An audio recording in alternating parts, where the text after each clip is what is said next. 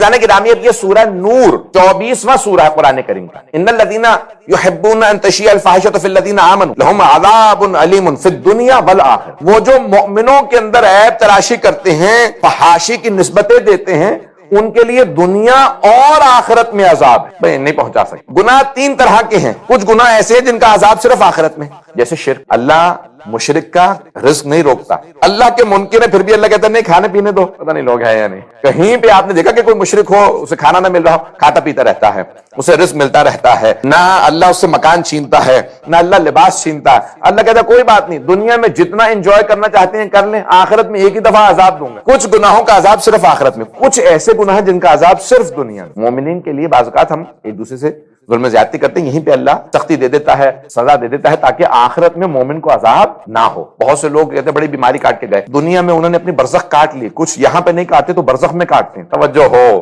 تاکہ وہ کاٹ کوٹ لیں، پاک ہو جائیں. تو بھی توبہ کر لو بجائے کہ پھر کچھ نہیں کاٹنا پڑے گا. تو انسان بعض کا سختیاں دیکھتا ہے. پریشان نہ ہوئیے میری باتوں سے، پریشان میں دیکھ رہا ہوں کہ لوگ ہو رہے ہیں. تو جانے گرامی کچھ گناہ ایسے جن کا عذاب صرف آخرت میں، کچھ گناہ ایسے جن کا عذاب صرف دنیا میں، لیکن کچھ ایسے گناہ ہیں جن کا دنیا میں بھی عذاب ہے، آخرت میں بڑے سخت گناہ ہیں. تو اللہ نے سورہ نور کی آیت میں کہا ان الذین یحبون ان تشیع الفاحشۃ فی الذین آمنوا. جو مؤمنوں کی طرف فحاشی کی نسبتیں ان پہ تہمت لگا دیں یا ان کے عیب تراشی کریں یا ان کے عیب کو لوگوں کے سامنے بیان کریں، کہ بیان یہ کہ اس نے، تو کیا ہوگا؟ لہم عذاب علیم فی الدنیا، ان کے لیے سخت ترین عذاب ہے دنیا میں بھی اور آخرت میں بھی. آخرت میں تو جو عذاب ہوگا ہوگا، دنیا میں عذاب کیا؟ اب امالیہ شیخ طوسی کے اندر یہ حدیث موجود ہے، امام موسیٰ بن جعفر الکاظم علیہ السلام. اب امام ہفتم یہ حدیث فرماتے ہیں. حدیث کیا ہے؟ من عیر مؤمنا بمعصیۃ لم یمت حتی یرتکب. جو کسی مؤمن کی طرف عیب کی نسبت دے دے، عیب جوئی کرے، تہمت بھی لگائی یا اس کو بیان کر دے، وہ تب تک نہیں مرتا جب تک کہ خود اس گناہ کا مرتکب نہ ہو جائے. یہ ہے دنیا کا عذاب، یہ عذاب نہیں تو اور کیا. سخت حدیث ہے، کیا کروں. عزیزان گرامی یہ ایسے الفاظ ہر جگہ موجود ہیں. تو اب عذاب اللہ کا مختلف شکلوں میں آتا ہے. ایک صاحب کہنے لگے ارے میں نے خدا کو ماننا چھوڑ دیا،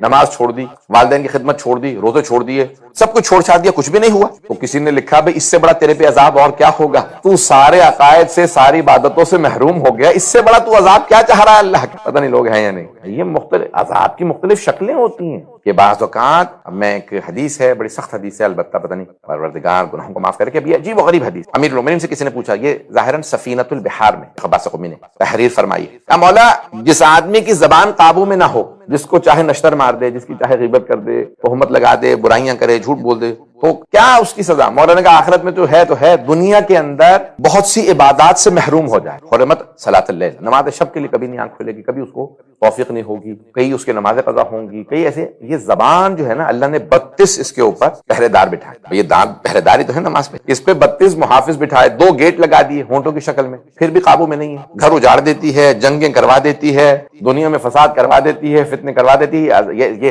2 چھٹانگ کی زبان ہے، لیکن کسی کے بھی قابو میں نہیں ہے. کتنے بڑے بڑے کام کر دیتی ہے، پتہ نہیں بات پہنچ رہی ہے نہیں پہنچ رہی، اور مجھے پتا ہے اس پہ کوئی داد تو ملنی نہیں ہے. تو عزیزان گرامی یہ تمام کے تمام مفاہیم اگر آپ قرآن کریم کو دیکھتے چلے جائیں گے تو قرآن بڑی گہرائی سے بات کر رہا ہے. ثم انتم هؤلاء تقتلون انفسكم وتخرجون فريقا منكم من ديارهم تظاهرون عليهم بالاثم والعدوان وان ياتوكم اسارى تفادوهم. اور اگر کہیں تمہارے پاس قیدی آ جاتے ہیں تو تم ان کا فدیہ دیتے ہو. وهو محرم عليكم اخراجهم، کہ ان سے تم لے کے فدیہ دو تو یہ تم پہ حرام ہے. یہ آیت جو چل رہی ہے. اور پھر کیا ہوتا ہے؟ افتؤمنون ببعض الكتاب وتکفرون ببعض، کہ تم کتاب کے بعض چیزوں پہ ایمان لاتے ہو، بعض پہ ایمان نہیں لاتے. فما جزاء من يفعل ذلك الا خزي في الحیاة الدنیا ويوم القیامة يردون الى اشد العذاب. اللہ فرماتا ہے ایسا کرنے والوں کے لیے کیا ہے کہ دنیا میں ذلیل و خوار ہوگا اور آخرت میں شدید عذاب میں مبتلا ہوگا. وما اللہ بغافل عما تعملون، اللہ غافل نہیں ہے ان چیزوں سے کہ جو تم لوگ کر رہے ہو. اب میں یہاں پہ حدیث کچھ پیش کرنا چاہتا ہوں.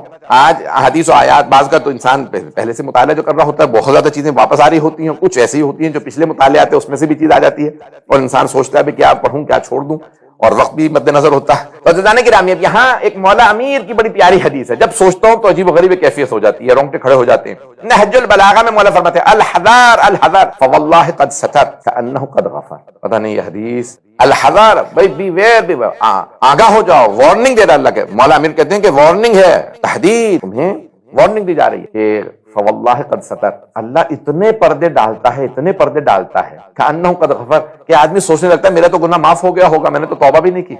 بہت بڑی حدیث۔ مولا فرماتے ہیں اللہ اتنے پردے ڈالتا ہے کہ آدمی سوچنے لگتا ہے کہ میرا گناہ معاف ہو گیا۔ مولا فرماتے ہیں نہیں، وارننگ دے رہا ہوں، اگر توبہ نہیں کی تو گناہ کہاں معاف ہوا؟ وہ ستار العیوب ہے، وہ عیبوں پہ پردے ڈالتا ہے، وہ گناہوں کو چھپاتا ہے۔ یہ نہ سوچنا کأنہ قد غفر کہ اس نے معاف کر دیا، لوگ یہ سمجھنے لگتے ہیں کہ انہ قد غفر کہ اس نے معاف کر دیا ہوگا، اتنے اس نے پردے ڈال دیے۔ تو بھئی یہ عیب جوئی عجیب و غریب شے ہے کہ انسان جو ہے لوگوں کے عیب نہ تلاش کرے، عیب نہ تو سوچے۔ جو انسان دوسروں کی طرف انگلی اٹھاتا ہے وہ یہ بھول جاتا ہے کہ بھی ایک انگلی ان کی طرف ہے، باقی اپنی ہی طرف، باقی تو سب اپنی طرف ہے۔ تو یہ عیب جوئی انسان کے لیے بڑی اس کی ممانعت آئی ہے۔